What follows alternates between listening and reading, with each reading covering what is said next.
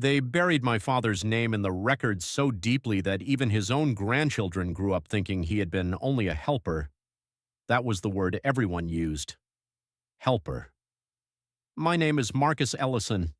I am a black man from Richmond, Virginia, and my father, Thomas Ellison, spent 32 years working for the city's Public Works Department, designing drainage fixes, mapping old water lines, and solving infrastructure problems in neighborhoods officials only visited during election season.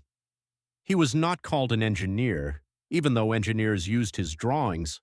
He was not called a planner, even though planners copied his notes. He was not called a project lead, even though crews waited for him before moving dirt, pipe, concrete, or blame. On paper, he was listed as field assistant, maintenance aide, support technician, temporary supervisor, anything except what he really was. My father used to say titles were just hats other people handed out, but after he died, I learned that a missing title can become a stolen life. Before we continue, tell me where you're watching from today, and if you believe truth can survive even when powerful people file it under the wrong name, stay with this story until the end. The first time I understood how much the city owed my father, I was 9 years old, standing beside him in a ditch after a summer storm flooded half our neighborhood. Water had filled basements, lifted trash cans, and turned the street into a brown river. City officials stood on the sidewalk in clean shoes, arguing about maps that did not match the ground. My father rolled up his pants, stepped into the water, and pointed toward an old culvert hidden beneath weeds. "The blockage isn't there," he said. "It's upstream near the church lot. That pipe was rerouted in '78 and never updated on the city map." A young white engineer frowned. "How would you know?" My father looked at him calmly. "Because I was there when they moved it." The crews followed his direction. The water dropped within hours. The next week, the newspaper praised the engineering department's quick response. My father's name did not appear. That happened again and again. He would solve a problem. Someone else would sign the report. He would warn about weak storm drains. Someone else would present the plan. He would sketch modifications on yellow legal pads at our kitchen table while my mother brought him coffee. Then months later, a city official would stand at a podium describing innovative improvements as if inspiration had arrived through a conference room window. I asked him once why he did not fight harder. He smiled sadly and said, "Son, a black man can spend his whole life correcting people who know the truth and still get called bitter. I chose to keep the water moving." At the time, I thought that was wisdom. Later, I understood it was survival dressed as peace. After my father died, the city held a small retirement-style memorial in a public works garage. A deputy commissioner read from a prepared statement calling him a valued employee and dedicated team member. Team member. My mother had passed years before, so I sat in the front row alone, listening to men praise his reliability without naming his brilliance. They gave me a plaque with his years of service and a city seal. It did not say what he built. It did not say what he saved. It did not say how many neighborhoods avoided flooding because Thomas Ellison remembered the hidden bones beneath streets everyone else treated like lines on paper. I took the plaque home and placed it in a closet because looking at it made me feel like they had thanked a shadow. Years passed. I became a history teacher, then later a researcher for a nonprofit focused on black urban communities. Maybe I was always trying to finish the argument my father never started. One spring, my daughter Maya came home from school with a local history assignment about city infrastructure. She asked what Granddad had done. I said he worked in public works. She asked, "Did he build anything important?" I opened my mouth and stopped. Not because the answer was no, but because I realized I had no official proof. I had stories, memories, his old notebooks, a few photographs of him in work boots beside trenches and maps. But if Maya went to the city archive, what would she find? Field assistant, maintenance aide, support technician, a man present in the room, absent from the credit. That question became a door I could not close. I started with the boxes in my basement. My father had kept everything: notebooks, maps, carbon copies, inspection forms, letters, photographs, and old work orders folded into envelopes. Some pages smelled like damp concrete and pencil dust. In one notebook, I found sketches of a drainage redesign near Southside Creek dated 1989. In another, notes about a water pressure problem at a senior housing complex. In a folder marked Do Not Lose, I found copies of memos he had sent warning that a planned culvert near Jackson Ward would fail under heavy rain unless widened. The official project report, which I pulled later, credited a white engineer named Harold Whitmore with identifying the issue. My father's memo predated Whitmore's report by 6 weeks. I took the documents to the city archive, a quiet brick building downtown where dust seemed to have more authority than people. The archivist on duty, a white woman named Eleanor Price, listened carefully as I explained what I was searching for. She did not dismiss me. That mattered. Instead, she asked, "Do you have dates?" I almost laughed. My father had given me dates even when the city had given him nothing else. We began pulling project files, payroll records, engineering drafts, meeting minutes, and old photographs. At first, his name appeared only in small places. T. Ellison present, T. Ellison field notes attached, Ellison sketch referenced, maintenance aide Ellison reported. But then the pattern emerged. His notes appeared before major design changes. His initials appeared on maps later signed by supervisors. His handwritten corrections appeared under typed engineering reports. In one file, someone had literally taped a typed label over his handwritten title block. When Eleanor gently peeled back the edge under preservation conditions, there it was, drawn by Thomas Ellison. I felt like the room shifted under me. Eleanor whispered, "Oh." That one word carried more respect than the city's plaque. The deeper we searched, the worse it became. My father's work was everywhere, not once, not twice, dozens of times across 3 decades. Southside drainage, Eastbrook waterline restoration, senior housing flood prevention, school stormwater systems, emergency sewer mapping, bridge runoff rerouting. He had not merely helped. He had designed, warned, corrected, mapped, and led from the field while men above him translated his knowledge into their credentials. The most important discovery came from a misfiled box labeled Public Works Oral History Unprocessed. Inside were cassette tapes recorded in the 1990s as part of a city employee history project that had never been digitized. One tape had my father's name on it. I had not heard his voice in years except in dreams. Eleanor had the tape transferred professionally. We listened in a small archive room with headphones.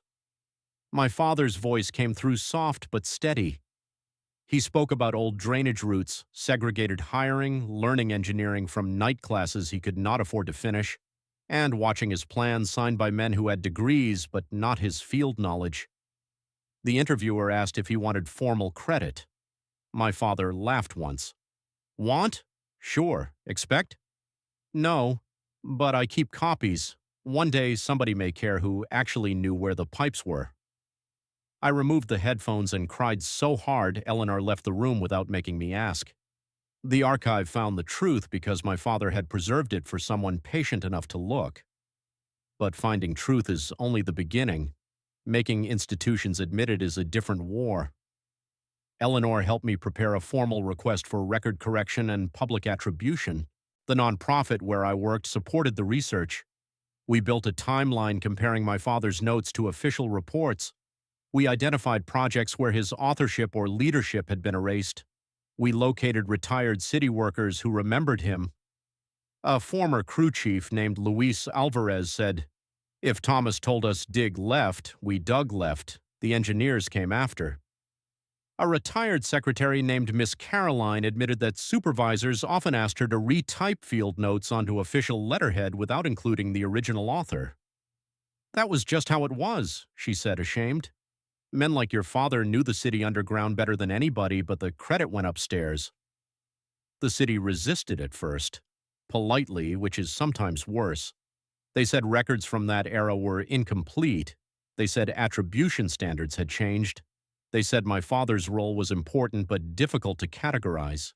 Difficult to categorize. That phrase nearly made me laugh.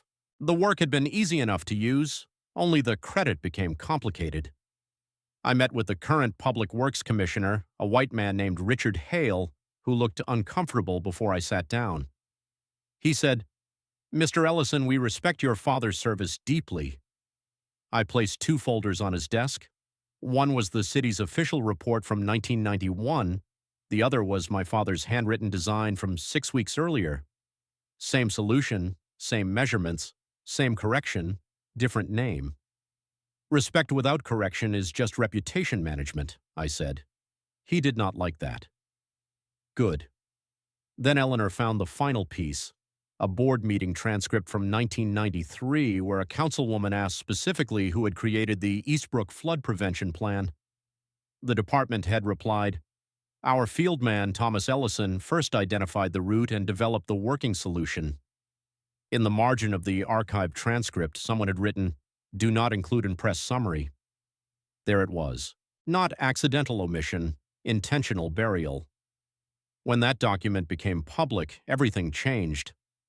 A local journalist ran the story. Archived records reveal Black Public Works employee behind major city infrastructure projects. Then regional news picked it up.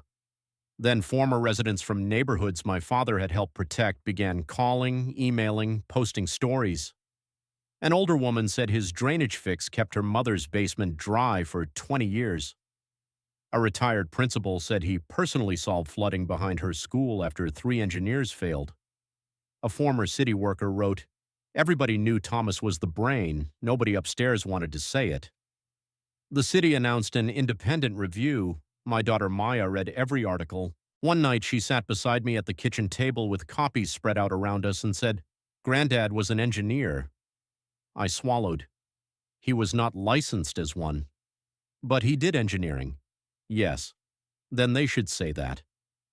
Children have a way of simplifying truth until adults run out of hiding places. The review took 6 months. It confirmed that Thomas Ellison had contributed substantially to at least 24 public works projects and had been the originator of several critical design corrections later attributed to supervisors or department engineers. It also acknowledged racial barriers in promotion and credential recognition during his career. The city agreed to correct project archives, digitize his papers, create a public exhibit, and name a new flood resilience training center after him. I accepted, but not quietly. At the press conference, Commissioner Hale used phrases like oversight, historical context, and evolving standards. When it was my turn to speak, I did not soften anything. "My father was not lost in the records," I said. "He was placed there. His work was used, his name was minimized, and his expertise was treated as field knowledge when it deserved leadership. Today is not the city giving him honor. It is returning a small portion of what should never have been taken." The room went still. Then someone applauded. Then everyone did. The exhibit opened at the city archive the following year. They displayed his notebooks, maps, photographs, corrected reports, and the tape of his oral history. The title was Thomas Ellison, the Man Who Knew Where the Water Went. I loved it because it sounded like him, not fancy, true. Maya stood beside me under the exhibit lights, staring at a large map where his handwriting had been enlarged on the wall. "He wrote like you," she said. "No," I said. "I write like him." Former workers came, neighbors came, students came. Men in work boots stood beside professors and city officials. Eleanor cried when she saw visitors listening to the digitized tape. Luis Alvarez slapped my shoulder and said, "Your dad would hate all this attention." He was right, but he would have loved the corrected records. My father did not need applause. He needed the truth to be where future people could find it. At the opening, Commissioner Hale pulled me aside. "I know this does not fix everything," he said. "No. But I hope it matters." "It does." He nodded. "We are also reviewing promotion histories from that period." "Good. My father was not the only one." He looked at me carefully. "You think there are more?" "I know there are more." That became the next project. The archive started a community documentation initiative for overlooked Black municipal workers, draftsmen, clerks, sanitation route planners, school maintenance leads, transit mechanics, women who kept departments functioning while men signed reports. People brought boxes from attics, basements, closets, and garages. Hidden histories spilled out in ink, carbon paper, photographs, pay stubs, and handwritten notes. My father's story became a key that opened other locked rooms. Years later, the Thomas Ellison Flood Resilience Training Center opened near Southside Creek, one of the places he had helped save. The building trained young technicians, engineers, and community responders in practical infrastructure mapping, flood prevention, and field-based planning. At the entrance stood a bronze plaque with his name, but my favorite part was inside, a wall of copies from his notebooks, including one sentence he had written in the margin of a map. The water tells the truth if you listen before it rises.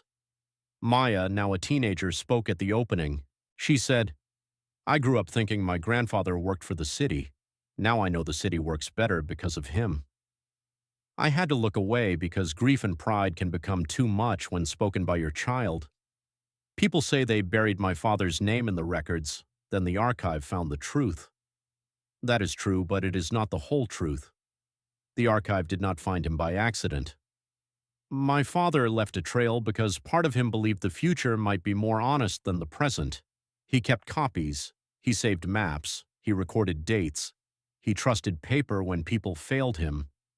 And when the right archivist, the right daughter, the right question, and the right anger came together, the truth finally had enough witnesses to stand up. They called him field assistant. The archive called him designer. The records called him maintenance aide. The maps called him author. The city called him valued employee. The neighborhoods called him the reason water stopped rising. And me, I call him my father, the man who taught me that buried things are not always dead. Sometimes they are waiting for someone to dig carefully enough to bring the name back into the light.